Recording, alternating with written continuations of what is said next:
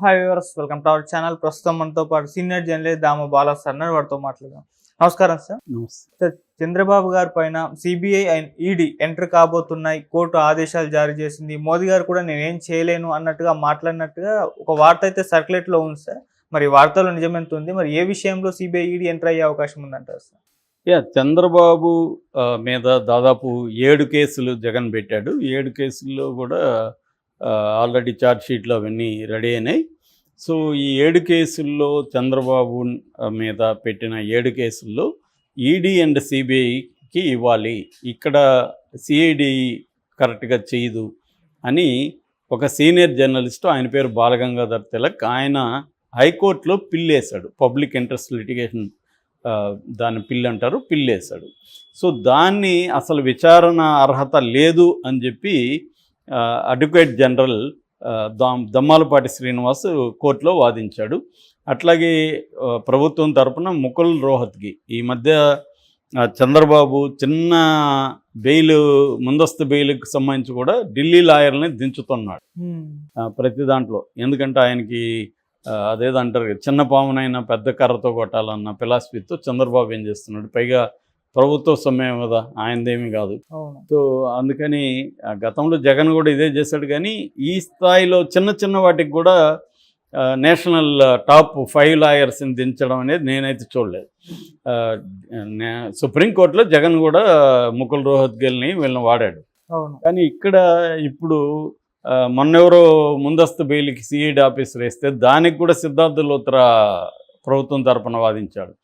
అట్లాగే ఇప్పుడు దీనికి కూడా విచారణ అర్హత ఉందా లేదని తేలడానికి కూడా ముకుల్ రోహత్గి వాదించాడు. సో ఈయన ముందుగా పిటిషనర్ వాదనలు మనం చెప్పుకుంటే బాలగంగాధర్ తిలక్ ఎందుకు వేశాడంటే, మొత్తంగా ఈ 7 కేసుల్లో చంద్రబాబు ఉన్నాడు, మినిస్టర్ నారాయణ ఉన్నాడు, అచ్చెన్నాయుడు ఉన్నాడు, కొల్లు రవీంద్ర ఉన్నాడు, దేవినేని ఉమా ఉన్నాడు, లింగంనేని రమేష్ ఉన్నాడు, వేమూరి హరికృష్ణ, ఇలాగా మొత్తం 114 మంది ఈ కేసులో ఇన్వాల్వ్ అయినారు.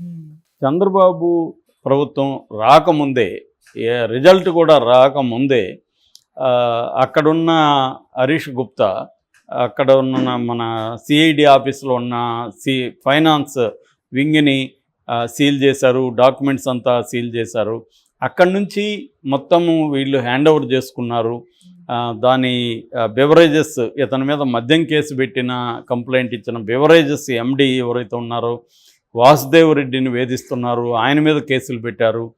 అలాగే ఇతని మీద ఇసుక కుంభకోణం పెట్టిన గనుల శాఖ సంబంధించిన వెంకటరెడ్డి, ఆయన మీద కేసులు పెట్టాడు. అంటే వీళ్ళు తమ మీద పెట్టిన కేసులు ఎవరైతే పెట్టారో వాళ్ళని వేధిస్తున్నారు, వాళ్ళ డాక్యుమెంట్స్ అంతా వీళ్ళు హ్యాండ్ ఓవర్ చేసుకున్నారు. సో ఈ కేసుల్ని సిఐడి నిష్పక్షపాతంగా విచారించదు. క్లియర్గా ఈ కేసులన్నింటినీ కూడా చంద్రబాబు తనకు అనుకూలంగా మార్చుకుంటాడు. కాబట్టి ఈ రాష్ట్రంలో ఉండే ఈ ఏజెన్సీలు, ఇన్వెస్టిగేటివ్ ఏజెన్సీలు చంద్రబాబుకి అనుకూలంగా ఉంటాయి. కాబట్టి ఈ కేసుల్ని ఈడీ సిబిఐకి ఇవ్వండి. ఎందుకంటే ఈ స్కిల్ డెవలప్మెంట్ కేసులో ఆల్రెడీ ఈడీ ఈసీఐఆర్ అంటారు. ఈడీ మామూలుగా మనం ఎఫ్ఐఆర్ అంటాం కదా, అలాగా ఈడీ పెట్టేదాన్ని ఈసీఐఆర్ అంటారు. ఈసీఐఆర్ కూడా నమోదు అయింది. కాబట్టి సో ఈడీకి సిబిఐకి ఇవ్వండి అని ఆయన వేశారు. అయితే ముకుల్ రోహత్గి వాదన ఏంటంటే, ఆల్రెడీ 7 కేసుల్లో 5 కేసుల్లో విచారణ పూర్తయి ఫైనల్ ఛార్జ్ షీట్లు కూడా అయిపోయినాయి. కాబట్టి ఇప్పుడు ఈడీకి సిబిఐకి ఇవ్వాల్సిన అవసరం లేదు అని వాళ్ళు వాదన, దమ్మాలపాటి అండ్ ముకుల్ రోహత్గి ప్రభుత్వం తరపున. అయితే కోర్టుకున్న డైలమా ఏంటంటే, మామూలుగా సమీక్ష చేసే అధికారం ప్రభుత్వానికి ఉంటుంది. కేసుల మీద సమీక్ష చేయొచ్చు. ఈ కేసులు సరిగా లేవు, కక్షపూరితంగా పెట్టాయి, కాబట్టి వీటిని మేము విత్డ్రా చేసుకుంటున్నాం అని చెప్పేయచ్చు కోర్టుకి. చెప్పేస్తే ఈ కేసులు ఉండవు. చంద్రబాబు అదే చేస్తాడు. గతంలో జగన్ కూడా అదే చేస్తాడు. జగన్ మీద పెట్టిన కొన్ని కేసుల్ని జగన్ విత్డ్రా చేయించుకున్నాడు.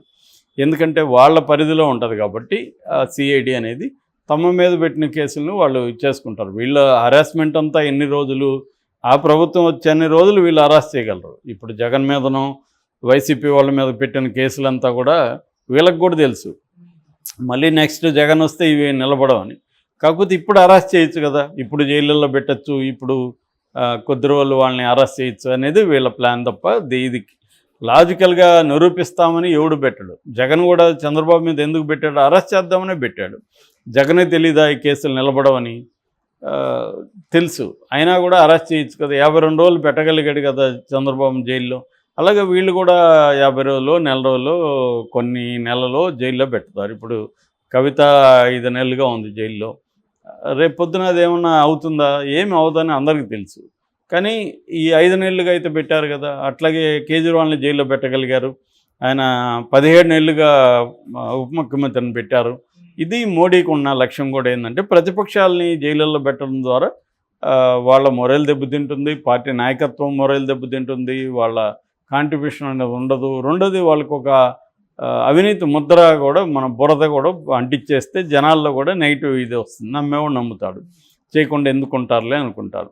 కాబట్టి ఈ ప్రాసెస్లో జరుగుతుంది. కాబట్టి కోర్టు ఏం ఆలోచిస్తుందంటే, ఆల్రెడీ ఇది కొన్నేమో సుప్రీంకోర్టులో ఉన్నాయి. ఇప్పుడు స్కిల్ డెవలప్మెంట్ కేసుని అసలు క్వాష్ చేయమని సుప్రీంకోర్టులో పిటిషన్ వేశారు. 17A ఆఫ్ PC యాక్ట్, అంటే ప్రివెన్షన్ ఆఫ్ కరప్షన్ యాక్ట్, అవినీతి నిరోధక చట్టం 17A దానికి వర్తిస్తుందా లేదా అనే విషయం కూడా ఇంకా తేలలేదు సుప్రీంకోర్టులో.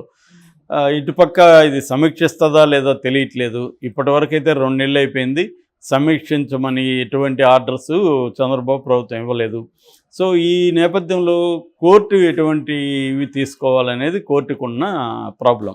అందుకని కోర్టు ఏం చెప్పిందంటే దీని కౌంటర్ ఏంటని అడిగింది. కౌంటర్ వేయమని గవర్నమెంట్ని ఆదేశించింది. సో కౌంటర్ వాళ్ళు వేసినప్పుడు వాళ్ళ వాదనలు డీటెయిల్గా కౌంటర్లో అంటే సమీక్షిస్తామని కూడా రేపు చెప్పింది అనుకో హైకోర్టు, అప్పుడు మరి సమీక్షకు వదిలేస్తారా, లేదు మీరు సమీక్షించడం కాదు దీన్ని ఈడీ సిబిఐకి ఇవ్వాలంటారా? ఎందుకంటే గతంలో ఒక ప్రైవేట్ పిటిషన్ ఒక పేపర్ వేస్తేనే హైకోర్టు జగన్ని ఆర్థిక నేరం కేసులో సిబిఐకి ఆదేశించింది కదా. కోర్టులు కూడా మనం అన్నిట్లో ఒకే రకంగా బిహేవ్ చేయవు. అక్కడే కోర్టుల మీద కూడా చాలామందికి విశ్వసనీయత మీద డౌట్లు వస్తాయి. ఎందుకంటే ఒక కేసులేమో సిబిఐకి, సిమిలర్ కేసులో సిబిఐకి ఆదేశిస్తారు, సిమిలర్ కేసు కాని దాంట్లేమో నోటీసులు పంపిస్తారు, వాళ్ళ అభిప్రాయం చెప్పమంటారు, మళ్ళీ దాన్ని బేస్ చేసుకొని డ్రాగాన్ అవుతూ ఉంటుంది. కాబట్టి అట్లాగే జగన్ కూడా అంతే. జగన్ ప్రతిపక్షంలో ఉన్నంత వరకు కోర్టులకు హాజరవుతూ వచ్చాడు. ప్రతిపక్షంలోకి వెళ్ళి అధికారంలోకి వచ్చినాక ఒకరోజు కూడా కోర్టుకు హాజరు కాకుండా వచ్చింది. కాబట్టి ఇక్కడ ఏంటంటే ప్రతి ఒక్కరూ అధికారంలో ఉన్నప్పుడేమో తమ కేసులను కొట్టించుకొని ప్రతిపక్షాల వాళ్ళ మీద కేసులు పెడతారు, మళ్ళీ వీళ్ళు ప్రతిపక్షాలు వచ్చినప్పుడు వీళ్ళు అదే ఫేస్ చేస్తారు. ఇది జరుగుతుంది మన దేశంలో, ఇది అన్ని చోట్ల జరుగుతుంది. సో ఇప్పుడు చంద్రబాబు మీద ఈడీ సిబిఐ కానీ ఒకవేళ పొరపాటును పెడితే మాత్రం అది సంచలనం అవుతుంది. బట్ పెట్టినా కూడా ఏం కాకపోవచ్చు, ఎందుకంటే జగన్ మీద ఏమైనాయి, చంద్రబాబు మీద ఈడీ సిబిఐ ఏం చేయబోతుంది? జగన్ మీద కూడా ఈడీ సిబిఐ ఉంది కదా, 10 ఏళ్ళుగా ఏం చేశాయి? కాబట్టి చంద్రబాబు 16 ఎంపీలు ఉన్నాయి కాబట్టి మోడీ ఆ 16 ఎంపీల మీద ఆధారపడి ప్రభుత్వాన్ని నడపాలి. కాబట్టి రేపు ఈడీసీబీఐ ఎంటర్ అయినా ఈడీసీబీఐ కూడా మోడీ ఆధ్వర్యంలోనే పనిచేస్తాయి కాబట్టి ఫైనల్గా, ఎందుకంటే డైరెక్ట్లు నియమించే అధికారం మోడీకే ఉంటుంది కాబట్టి ఫైనల్గా మోడీ చెప్పినట్టే వినాలి. కాబట్టి చంద్రబాబు మీద ఏమి జరగదు. కాబట్టి కోర్టు ఒకవేళ ఈడీసీబీఐకి ఆదేశించినా ఇప్పటికిప్పుడైతే చంద్రబాబుకి ఉన్న డోకా అయితే ఏమీ లేదు. Okay sir. సో జగన్కే ఇబ్బందులు తప్ప చంద్రబాబుకి సిబిఐ నుంచో ఈడీ నుంచో ఇబ్బందులు అయితే ఏమీ ఉండవు. Okay, thank you so much.